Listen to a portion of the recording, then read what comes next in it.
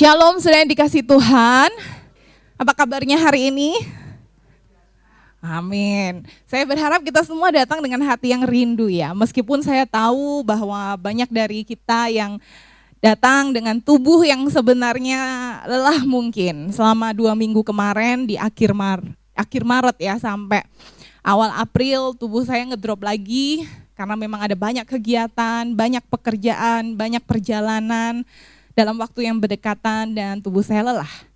Tapi pernahkah Bapak Ibu juga mengalami kondisi yang mirip dengan saya? Pernahkah Bapak Ibu merasa bahwa hidup ini seperti mesin yang tidak pernah berhenti? Bangun pagi, siapin sarapan, habis itu cuci piring, terus pergi kerja, habis itu cari target, kejar target, menghadapi masalah mungkin dengan pelanggan, dengan supplier, atau dengan atasan. Lalu pulang kerja ke rumah, malam nonton, habis itu tidur, besok pagi bangun lagi, makan lagi, kerja lagi, nonton lagi, pulang lagi, tidur lagi, bangun pagi, gitu lagi. Sepertinya ada sebuah siklus yang berulang-ulang dan kita lelah. Tapi yang lebih menakutkan bukan cuma lelah badan, tetapi lelah pikiran dan perasaan. Bahkan kita mempertanyakan untuk apa semua ini? Untuk apa gunanya saya capek-capek kalau ujungnya begini terus? Bagi ibu-ibu pasti pernah tuh merasakan pagi-pagi nyapu, ngepel, sudah bersih siang, kotor lagi. Nyapu lagi, ngepel, besoknya kotor lagi. Bagi bapak-bapak mungkin sudah bekerja dengan luar biasa, bayar tagihan. Ini sudah awal bulan, ada tagihan yang baru lagi. Jadi seperti ada sebuah siklus yang tidak ada habisnya. Buat apa saya capek-capek kalau ujungnya begini terus? Dan kalau saudara merasa demikian, saudara tidak sendirian. Karena saya percaya kita semua pernah dan mungkin saat ini merasakan kondisi yang seperti ini. Dan ribuan tahun yang lalu, ada seorang yang sangat bijak dan sangat kaya bernama Sang Pengkhotbah juga merasakan hal yang persis sama. Dan mulai minggu ini dan beberapa minggu ke depan kita akan membahas kitab Pengkhotbah. Saya dengan suami saya sangat excited sekali saat mempelajari kitab ini dan tidak sabar untuk membagikan kepada Bapak Ibu. Dan tema pengajaran kita dari kitab Pengkhotbah ini adalah seni menjalani hidup di bawah matahari. Kita akan belajar dari kitab Pengkhotbah bagaimana kita bisa hidup di tengah dunia yang melelahkan, yang membosankan, yang menjemukan ini dalam kacamata Injil. Mari kita minggu hari ini memulai seri kita dari Pengkhotbah pasal 1 ayat 1 sampai ayat 18 dan judul firman minggu ini adalah menemukan makna hidup. Mari kita baca bergantian, yang sudah dapat katakan amin. Belum, saya tunggu ya. Pengkhotbah pasal 1. Dan ini kita akan bahas di beberapa minggu yang akan datang. Pengkhotbah pasal 1 ayat 1 sampai 18 yang sudah dapat katakan amin. Baik, kita akan baca bergantian, saya akan baca ayat ganjil, Bapak Ibu akan baca ayat genap. Demikian firman Tuhan. Inilah perkataan Pengkhotbah, anak Daud, raja di Yerusalem.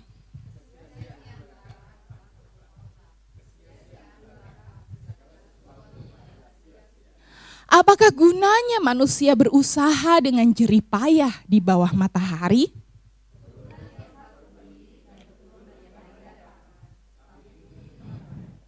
Matahari terbit, matahari terbenam, lalu terburu-buru menuju tempat ia terbit lagi, kembali.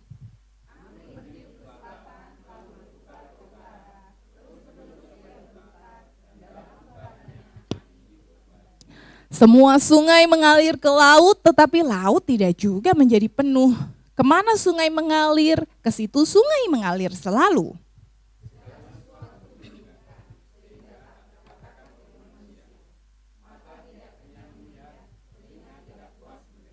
Apa yang pernah ada akan ada lagi, dan apa yang pernah dibuat akan dibuat lagi. Tak ada sesuatu yang baru di bawah matahari.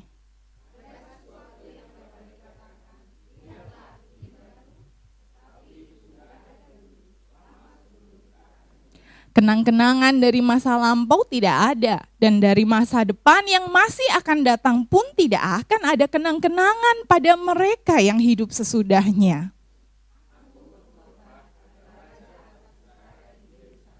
Aku membulatkan hatiku untuk memeriksa dan menyelidiki dengan hikmat segala yang terjadi di bawah langit.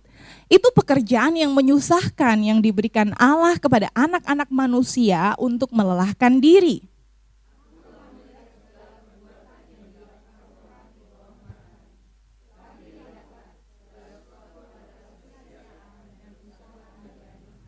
Yang bongkok tak dapat diluruskan, dan yang tidak ada tak dapat dihitung.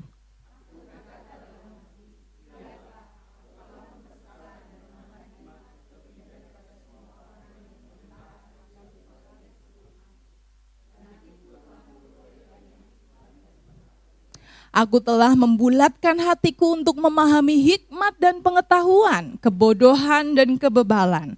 Tetapi aku menyadari bahwa hal ini pun adalah usaha menjaring angin.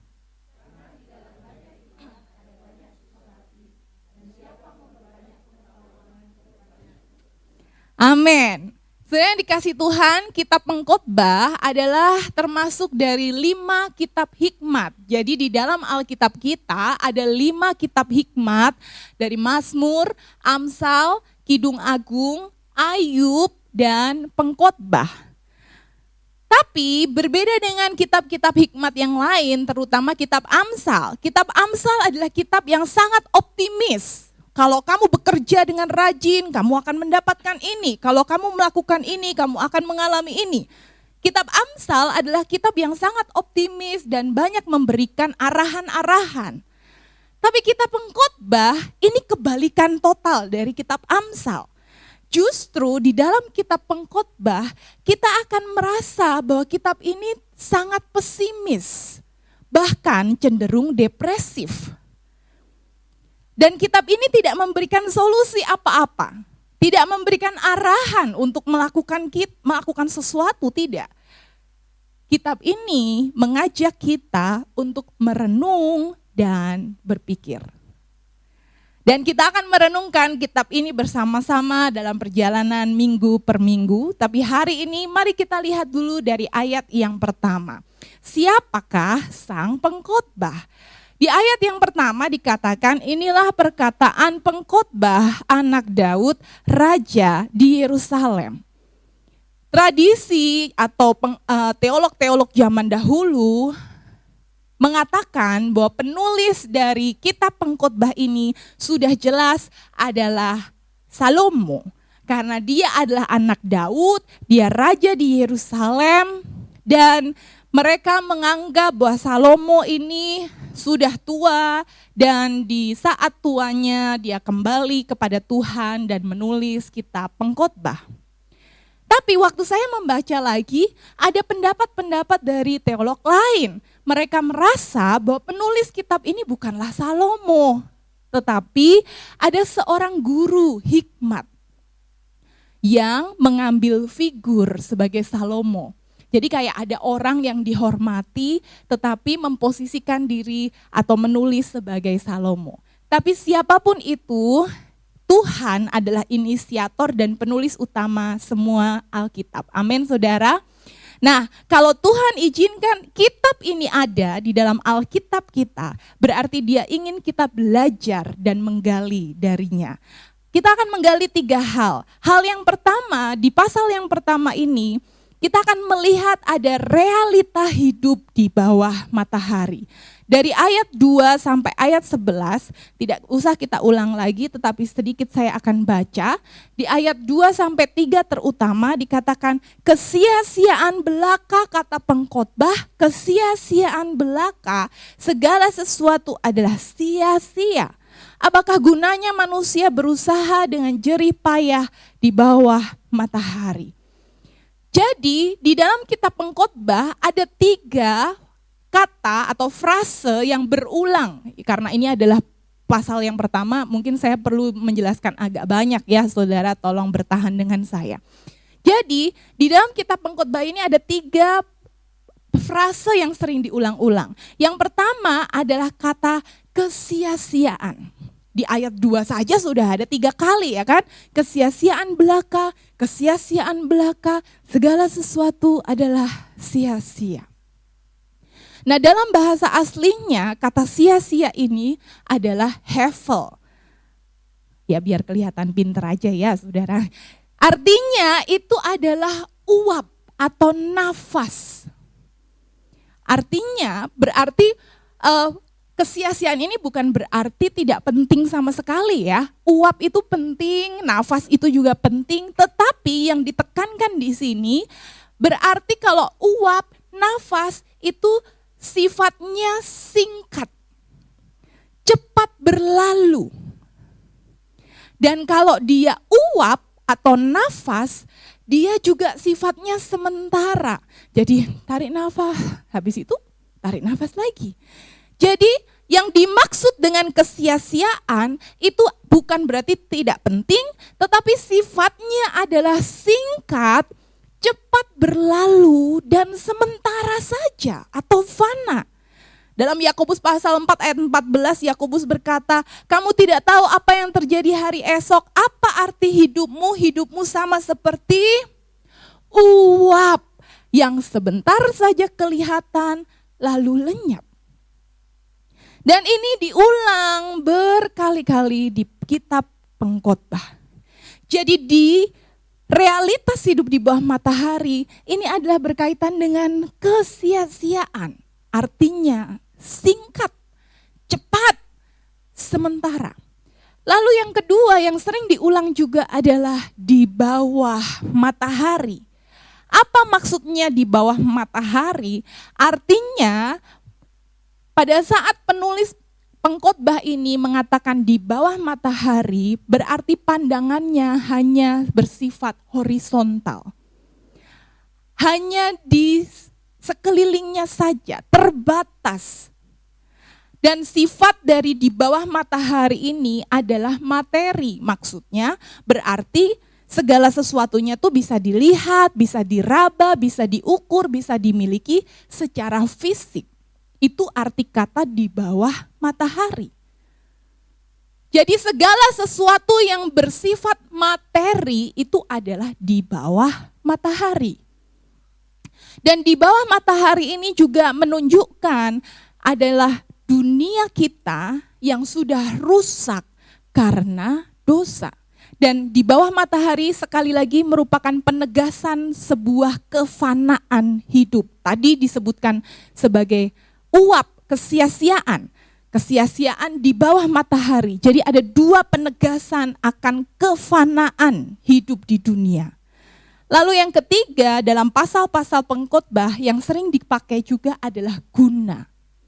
Apakah gunanya orang berjerih payah? Di pasal 2 juga ada. Apakah gunanya? Nah arti kata guna itu sama dengan cuan. Sama dengan keuntungan. Ini serius. Jadi ini adalah 3 kata yang akan kita temukan di kitab Pengkhotbah.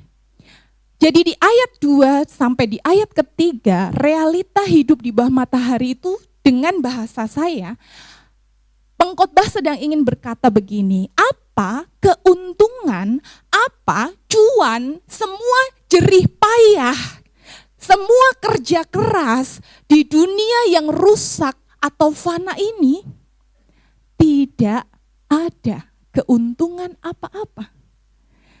Semuanya fana dan semuanya cepat berlalu. Inilah realita di bawah matahari.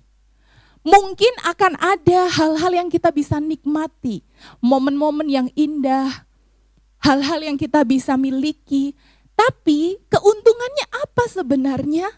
Tidak ada, karena itu pun cepat berlalu.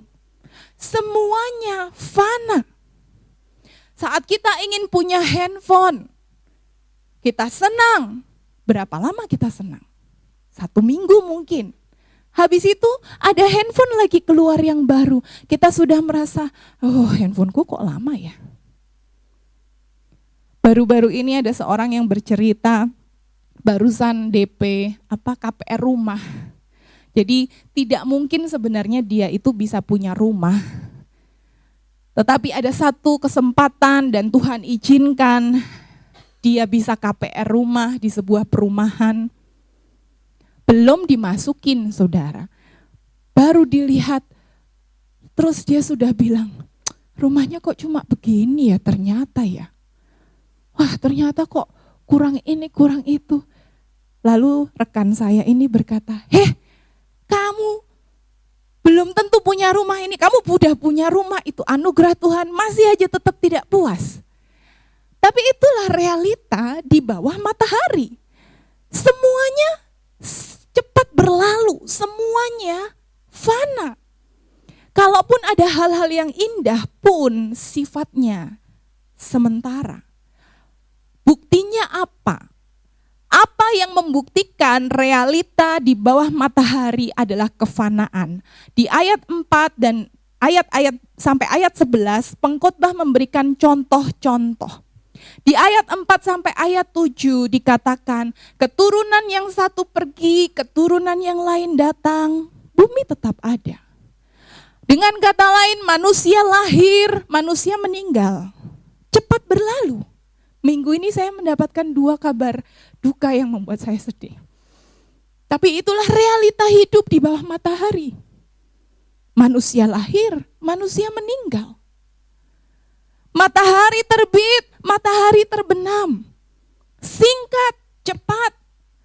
Angin dari utara ke selatan berputar. Laut gak pernah penuh. Di ayat 8 dikatakan segala sesuatu menjemukan.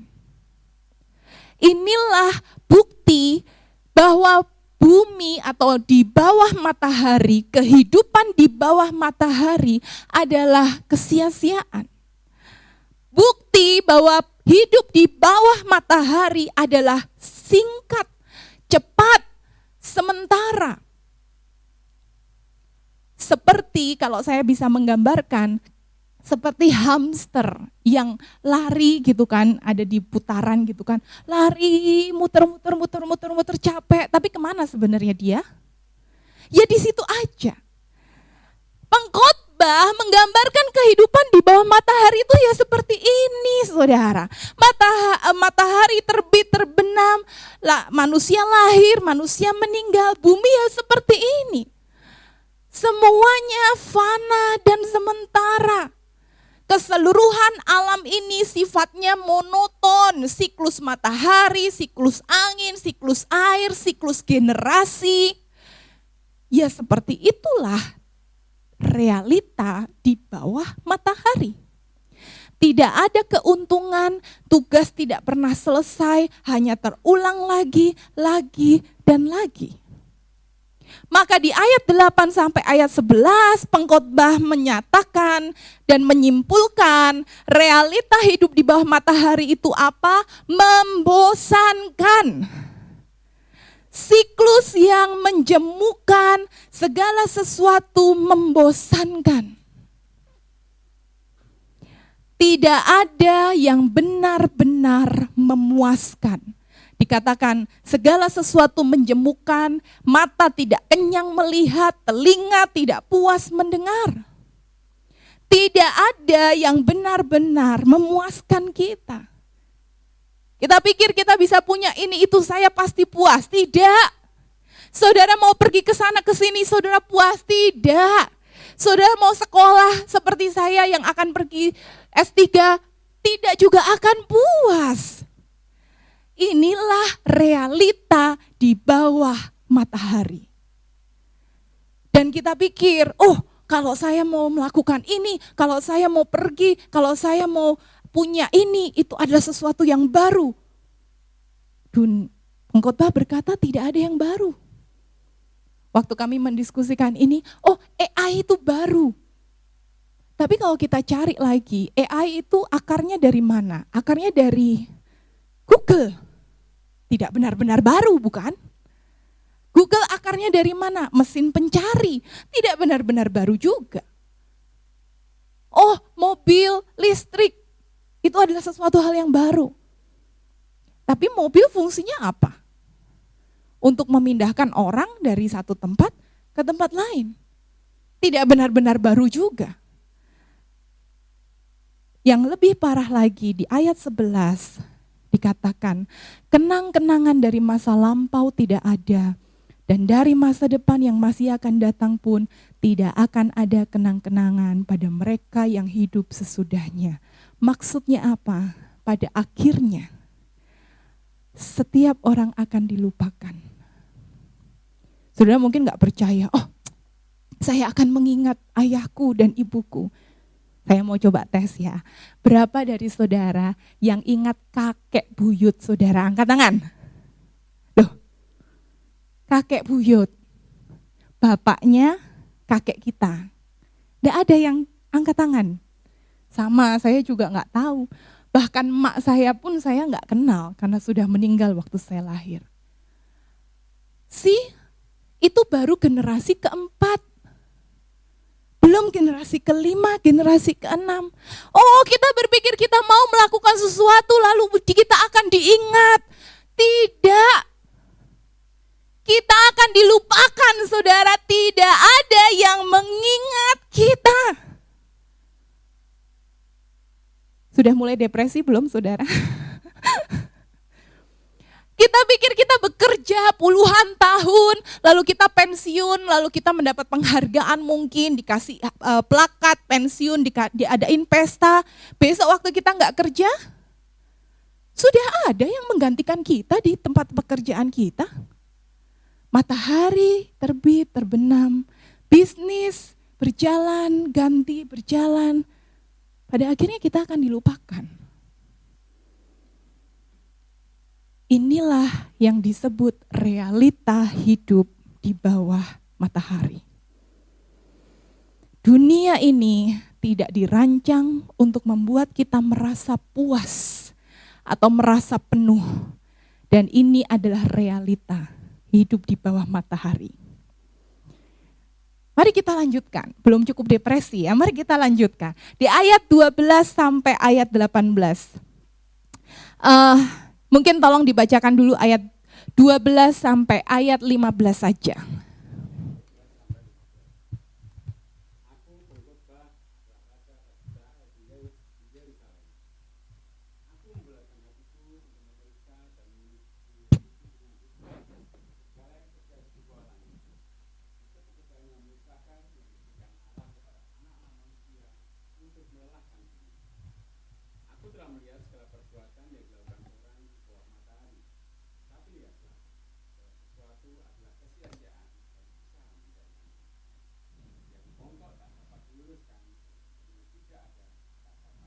Amin.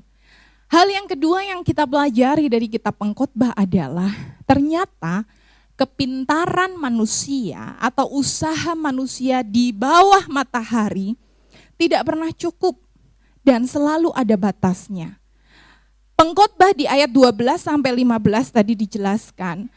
Pengkhotbah di ayat 1 sampai 11 kan sudah merenung nih, realita hidup di bawah matahari itu membosankan, menjemukan. Lalu mungkin dia berpikir, baiklah saya akan mencoba cara lain gitu kan. Kayaknya kalau tidak ada yang benar-benar memuaskan, mungkin saya butuh hikmat.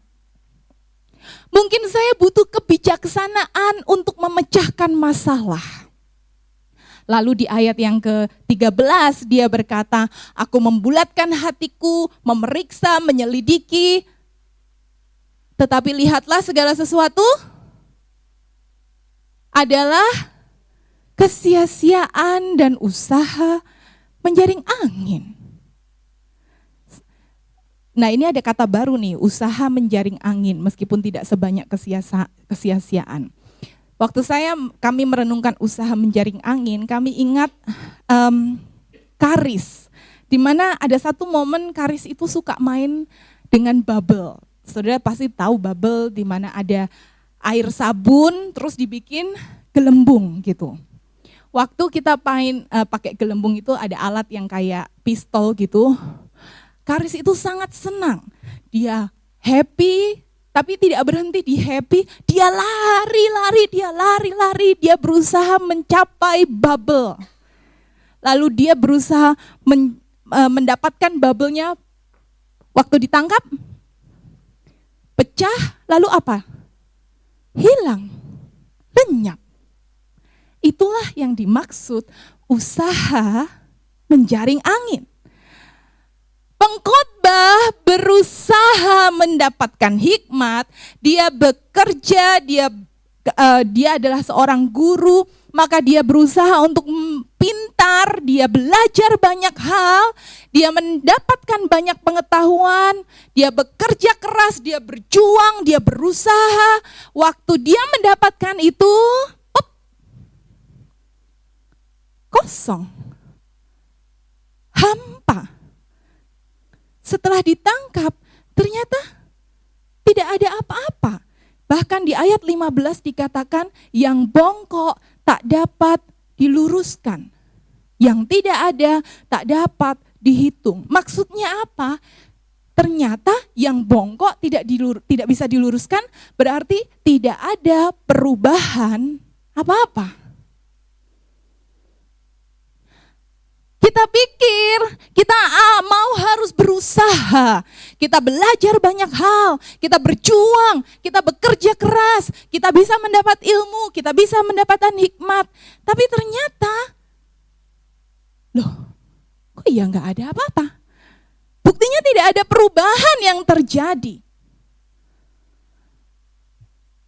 Dan ini tidak cukup sekali, dia berjuang lagi. Di ayat 16 sampai ayat 18 pengkhotbah berkata, aku berkata dalam hati, lihatlah aku telah memperbesar. Jadi dia pikir, oke, tidak ada perubahan apa-apa, maka aku akan memperbesar usahaku.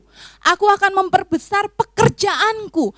Aku akan memperbesar perjuanganku.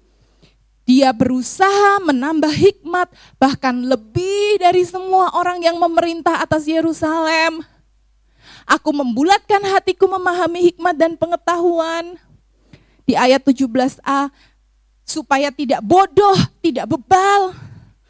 Ya kan? Supaya kita nggak dianggap goblok, supaya kita nggak dianggap bodoh. Tapi ayat 17b dikatakan, hal ini pun adalah usaha menjaring angin. Dan yang lebih parah lagi di ayat 18. Karena di dalam banyak hikmat ada banyak susah hati. Siapa memperbanyak pengetahuan, memperbanyak kesedihan. Kalau yang tadi tidak ada perubahan apa-apa, dia berjuang lagi, dia berusaha lagi, malah semakin cemas. Semakin susah. Mari kita merenung sedikit. Bukankah ini juga terjadi dalam kehidupan kita? Kita sekarang punya banyak alat untuk bisa mendapatkan pengetahuan, bukan? Kita dapat Google, kita mungkin dapat forwardan WA, ya kan? 10 cara mencegah penyakit jantung misalnya. 10 hal yang harus dilakukan untuk keamanan mobil, ya. Kita memperbesar pengetahuan kita, tapi mari kita jujur, hati kita justru malah semakin takut, semakin cemas, semakin susah. Wah iya ya, nanti kalau anakku di sana bagaimana ya? Ini saya dapat pengetahuan, saya dapat ilmu ini, nanti bagaimana ya? Dan lebih parah, mungkin kita bisa jadi sok tahu di hadapan Tuhan. Kita jadi sok pinter benar di hadapan Tuhan. Wah, kalau begini pasti begini. Oh. Kalau ini pasti ini. Alkitab berkata, kepintaran usaha manusia di bawah matahari tidak pernah cukup.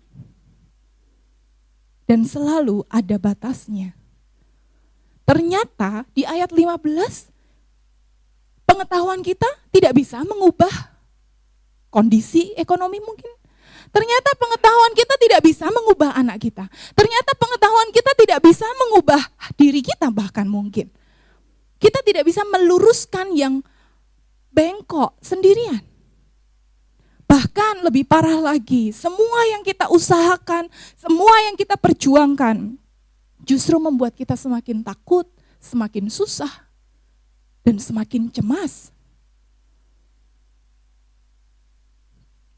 Semua upaya manusia di bawah matahari, semua pekerjaan, usaha untuk menemukan makna, menemukan kepuasan, menemukan sesuatu hal yang berarti, itu adalah sia-sia. Seperti menggenggam udara, seperti menggenggam bubble. Excited, usaha, berlari, kita dapat, tapi setelah dapat, rasanya kok ya gak ada apa-apa ya. Rasanya ya hampa. Dan inilah keadaan dunia yang ada di bawah matahari.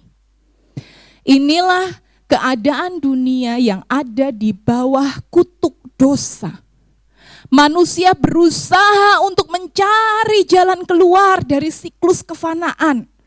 Apalagi zaman sekarang, wah bisa operasi macam-macam supaya tidak fana, ya, supaya pipinya enggak turun, supaya seperti 20 tahun yang sebelumnya.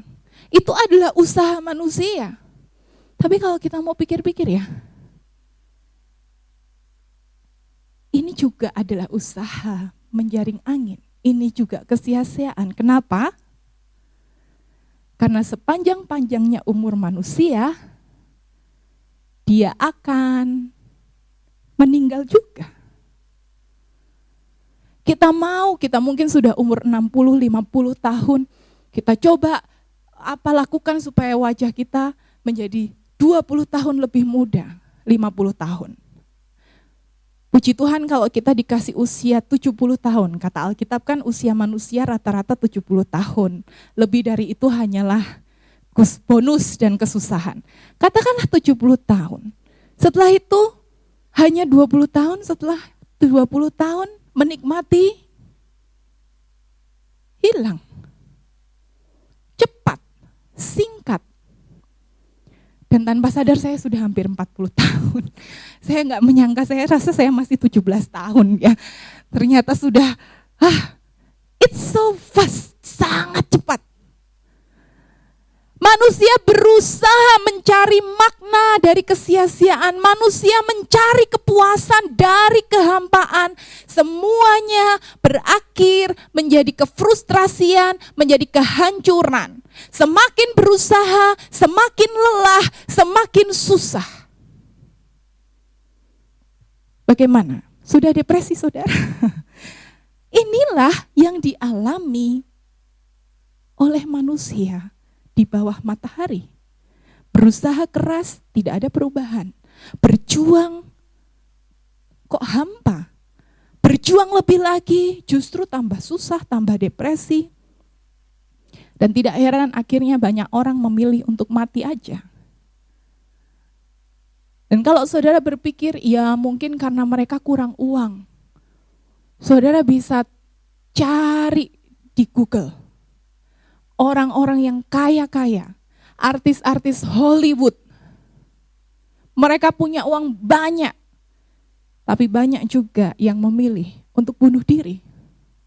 Mereka merasa hidup ini hampa, mereka merasa hidup ini melelahkan, membosankan, menjemukan, depresi.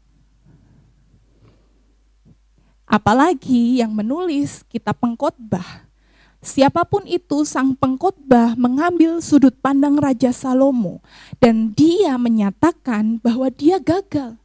Dia berusaha keras untuk menikmati segala kenikmatan dunia yang tidak pernah dirasakan siapapun yang pernah hidup.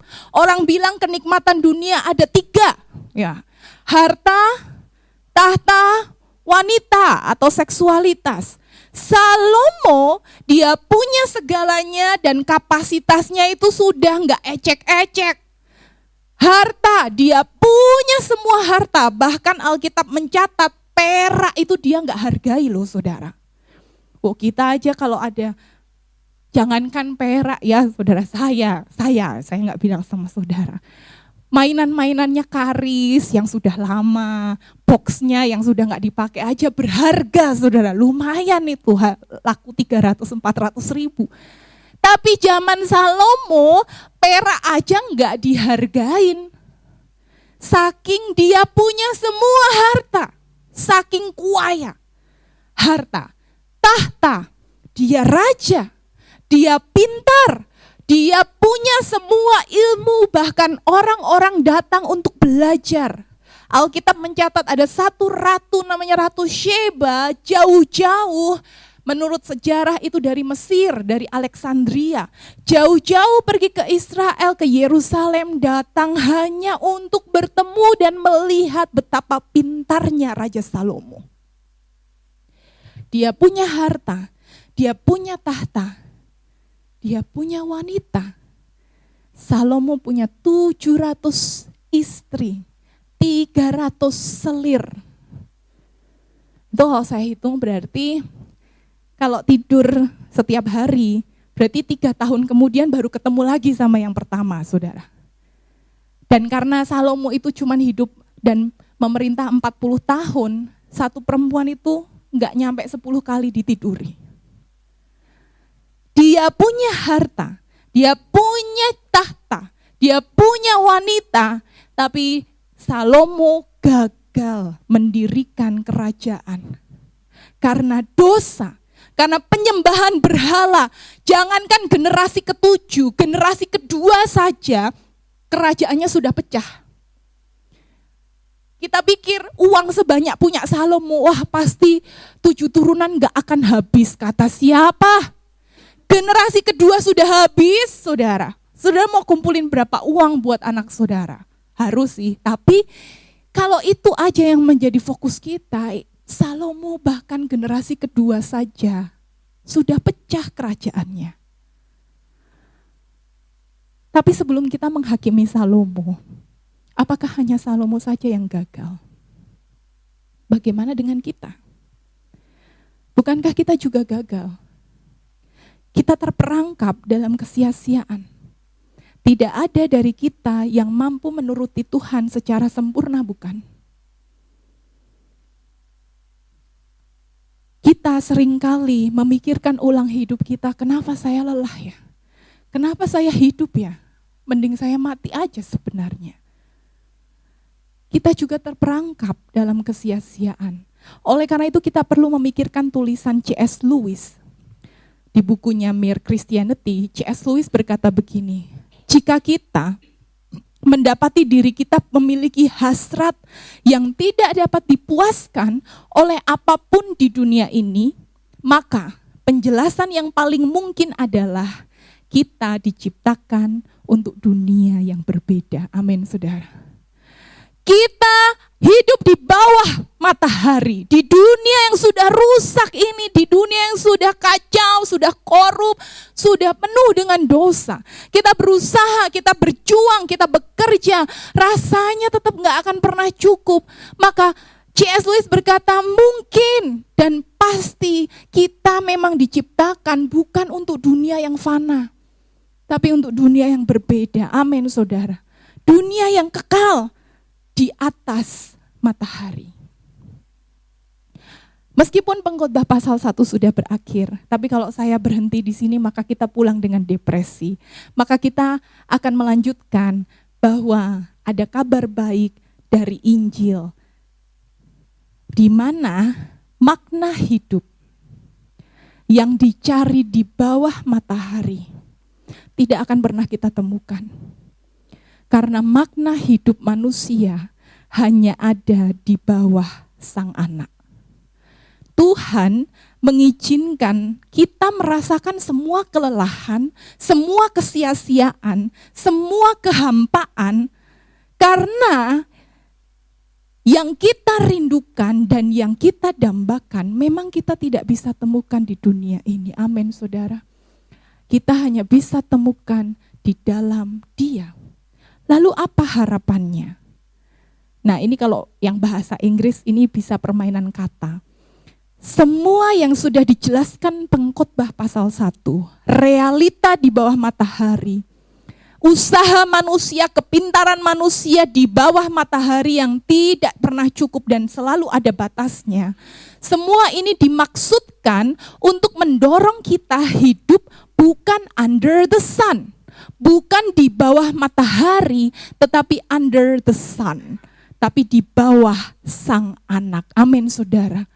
Kita tidak hidup di bawah matahari, tetapi kita hidup di bawah Anak, yaitu Yesus Kristus. Bagaimana hubungannya? Di kitab Pengkhotbah tadi kita baca bahwa tidak ada yang baru di bawah matahari. Ayat 10 ayat 9 dan ayat 10 dikatakan, apa yang pernah ada akan ada lagi, apa yang pernah dibuat akan dibuat lagi. Tidak ada sesuatu yang baru. Adakah sesuatu yang dapat dikatakan, lihatlah ini baru, tetapi itu sudah ada dulu lama sebelum kita ada. Di bawah matahari tidak ada yang baru. Tapi perhatikan, Yesaya pasal 43 ayat 19, satu orang tolong bantu saya bacakan. Apa kata nubuatan Nabi Yesaya? Yesaya 43 ayat 19.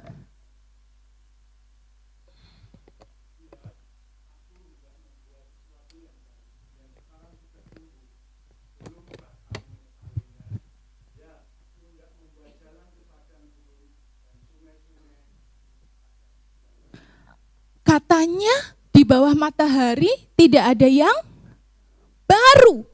Tetapi Nabi Yesaya menubuatkan bahwa aku Allah hendak membuat sesuatu yang baru. Ada jalan yang baru di padang gurun, ada sungai di padang belantara. Apa itu? Padang gurun berbicara kekosongan, kehampaan, sama seperti dunia di bawah matahari ini. Tidak ada jalan, tetapi Tuhan mau membangun jalan yang baru, sungai yang baru. Dan hal itu digenapi 700 tahun setelah kitab Pengkhotbah ditulis. Ada seorang raja, ada seorang anak Daud. Tapi raja ini adalah raja yang berbeda. Raja ini adalah raja yang sangat kaya, tapi dia tidak tinggal dalam kemewahan yang mulia. Raja yang tahtanya melampaui langit, melampaui bumi, tapi raja itu memilih untuk merendahkan hati. Raja yang tidak berdosa saat digoda dengan segala keinginan dunia ini. Raja yang lahir bukan di kota terbesar, tapi justru di kota yang terkecil, yaitu Bethlehem. Raja yang tidak lahir di istana, tapi lahir di kandang. Raja yang datang bukan untuk melayak, bukan untuk dilayani, tapi untuk melayani. Bahkan dia mencuci kaki sahabat-sahabatnya, bahkan kaki musuhnya sekalipun. Raja yang benar dan layak menjadi hakim, tetapi dia memilih untuk dihakimi dan divonis bersalah. Raja itu tidak hanya memberikan jalan yang baru, tetapi raja itu berkata, akulah jalan dan kebenaran dan hidup. Raja itu tidak hanya membuka jalur sungai, tapi di Yohanes pasal 4 dia berkata, akulah air hidup. Barang siapa minum air ini, dia tidak akan pernah haus lagi. Nubuatan Yesaya ini digenapi oleh Yesus Kristus. Dia membayar harga yang sangat mahal untuk memberikan manusia yang hidup di bawah kutuk dosa, di bawah matahari ini, untuk memiliki hidup yang baru. Jadi apakah ada hal yang baru di bawah matahari sekarang? Ada. 2 Korintus 5 ayat 17 berkata, siapa yang ada di dalam Kristus, ia adalah ciptaan yang baru. Amin, saudara. Yang lama sudah berlalu, sesungguhnya yang baru sudah datang. Di dalam dunia yang berdosa ini, semuanya sia-sia, semuanya hampa, semuanya membosankan. Tetapi jika kita ada di bawah Kristus Yesus, kita adalah orang-orang yang ditebus menjadi anaknya. Kita hidup di bawah naungannya. Kita tidak lagi hidup di dalam kehidupan yang membosankan. Amin, saudara. Kita pengkhotbah menyerukan realita dunia yang melelahkan dan membosankan. Tetapi di balik semua itu, kita pengkhotbah menyatakan keinginan manusia, kerinduan manusia akan raja yang lebih baik yang dapat menebus kita dari kefanaan dan kutuk dosa. Dia adalah Yesus. Di dalam Matius 12 ayat 42, boleh tolong satu orang bacakan. Apa kata Yesus supaya saudara benar-benar tahu bahwa makna hidup kita hanya ada di dalam Dia. Matius 12 sebagai ayat terakhir. Matius 12 ayat 42.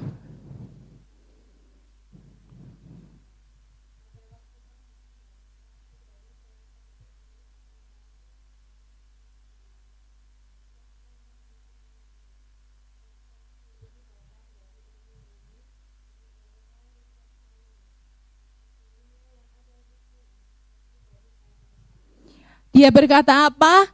Yang ada di sini lebih daripada Salomo. Yesus berkata bahwa aku adalah sang pengkhotbah yang sempurna. Salomo gagal. Salomo jatuh dalam perzinahan. Salomo jatuh dalam penyembahan berhala. Tapi Yesus, anak Daud, raja di Yerusalem, tetapi raja yang berbeda. Kita sudah belajar itu beberapa minggu yang kemarin. Dia berkata, aku lebih daripada Salomo. Tapi dalam penerjemahan yang lain, Tuhan menambahkan, sayang engkau tidak mau mendengarkan aku. Saya berdoa supaya setiap daripada kita di sini mau mendengarkan Dia. Amin, saudara. Yesus Kristus adalah Salomo yang sempurna, raja yang sempurna. Dia tidak hanya mengamati kefanaan, mengamati kesia-siaan, tapi dia menanggung kesia-siaan itu. Dia mengambil kutuk dosa, kefanaan dan kesia-siaan dengan jalan menjadi kutuk di atas kayu salib buat kita. Yesus bukan hanya memiliki hikmat, tapi Dia adalah sang hikmat. Di dalam Kristus hidup kita tidak pernah sia-sia. Amin, saudara. Di dalam Kristus hidup kita jadi bermakna. Yesus tidak pernah bilang, ayo usaha lebih keras lagi, kerja lebih keras lagi. Tetapi Dia bilang, marilah kepadaku semua yang letih, lesu dan berbeban berat. Aku beri kelegaan kepadamu. Maka dari itu, seorang pendeta namanya Richard Baxter, dia berkata, jika Kristus tidak cukup buat kamu, maka apapun yang kamu miliki tidak akan pernah cukup. Kalau Kristus bukan harta terbesar dalam hidup kita, kalau kita mencari kepuasan dari hal-hal lain selain Yesus, kalau kita menaruh hati kita terlalu besar untuk hal-hal materi lebih besar daripada Kristus, maka apapun yang kita capai dalam hidup kita tidak akan pernah membuat kita puas dan tidak akan pernah membuat kita menjadi bermakna. Dan saya mau tutup dengan sebuah kisah dari Lawrence. Di abad ke-17 ada seorang pria bernama Lawrence. Dia memutuskan untuk melayani Tuhan dan dia masuk ke dalam sebuah gereja atau biara pada masa itu. Tapi dia tidak dikasih tugas untuk khotbah. Dia nggak dikasih tugas untuk pelayanan. Dia dikasih tugas untuk apa? Mengupas kentang dan mencuci panci yang besar dan kotor setiap hari. Dia ada di dapur setiap hari. Dan awalnya dia mengeluh. Kenapa sih hidup saya cuman bangun, ngupas kentang, masak kentang, cuci panci, tidur, bangun lagi, ngupas kentang, cuci panci. Mana pelayanan kepada Tuhan ini? Aku tuh datang ke gereja untuk melayani Tuhan. Saya cuma ditugaskan ini terus-menerus, bosan. Ini menjemukan, ini tidak berarti. Singkat cerita, suatu hari Lawrence menemukan Kristus. Dia berkata bahwa hidupnya adalah hidup yang baru di dalam Kristus. Hidupnya tidak sia-sia. Apa yang dia lakukan tidak sia-sia di dalam Kristus dan hatinya diubahkan. Dia mulai berubah dalam melihat segala sesuatu. Di bawah matahari dunia ini memang gelap dan membosankan katanya. Tapi saat kita memandang Yesus, tiba-tiba pekerjaan cucian piring yang membosankan itu terlihat berbeda. Dia tidak lagi mencuci piring supaya piringnya bersih, karena pasti kotor lagi. Tetapi dia mencuci piring karena bersyukur Tuhan memberi makanan di atas piring itu. Dia mencuci panci, bukan supaya pancinya bersih, karena pancinya pasti kotor lagi. Tapi dia mencuci panci karena dia bersyukur Tuhan masih memberikan makanan. Dan dari panci piring yang dia cuci, orang-orang juga bisa makan. Banyak orang bisa hidup. Yesus mengubah beban menjadi sebuah ucapan syukur. Amin, saudara. Bahkan dia menerbitkan satu buku, dan buku ini adalah buku pelajarannya Karis anyway, makanya saya tahu, saudara. Bukunya adalah The Practice of the Presence of God. Dia berkata, aku mencuci, aku membolak-balikkan telur karena Tuhan sudah mengasihiku dan aku ingin mengasihi dia. Bagaimana dengan hidup saudara dan saya? Hidup seperti apa yang kita hidupi setiap hari? Apakah kita bekerja supaya dapat uang? Itu akan membosankan karena itu tidak akan pernah cukup. Tapi kalau kita mau bekerja, kita tahu bahwa pekerjaan itu adalah berkat Tuhan. Ladang yang Tuhan beri untuk kita bisa melayani pelanggan, untuk kita bisa melayani sesama rekan kerja kita. Amin, saudara. Pada saat kita sebagai ibu rumah tangga, lalu kita menyapu dan kita bosan. Mari kita melihat bahwa saat kita dipercaya sebagai ibu rumah tangga, Tuhan percayakan anak yang bisa kita layani untuk mengenal Tuhan. Kita tidak pernah tahu bagaimana Tuhan memproses setiap anak-anak kita. Kita tidak lagi melakukan segala sesuatu untuk kehampaan dan untuk kesia-siaan. Karena di dalam Yesus Kristus tidak ada yang sia-sia. Amin, saudara.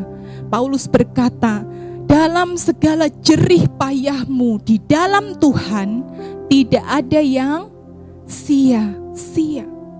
Maka dari itu kita perlu bertanya, apa sih yang menjadi motivasi hati kita dalam kita bekerja, dalam kita berkarir, dalam kita membangun keluarga, dalam apapun yang kita lakukan. Apakah kita sebenarnya melakukan itu hanya untuk hal-hal di bawah matahari, yang mana itu cepat berlalu, itu sementara, itu sia-sia. Tapi saat kita melakukan segala sesuatu karena Tuhan dan untuk Tuhan, segala yang kita lakukan tidak akan pernah sia-sia. Amin, saudara. Lalu mungkin kita mau bertanya, terus aplikasi praktisnya apa? Ya mungkin saudara bisa berhenti mengeluh tentang rutinitas saudara. Mungkin kita sering ngeluh, bangun pagi lagi, nyuci lagi, males banget.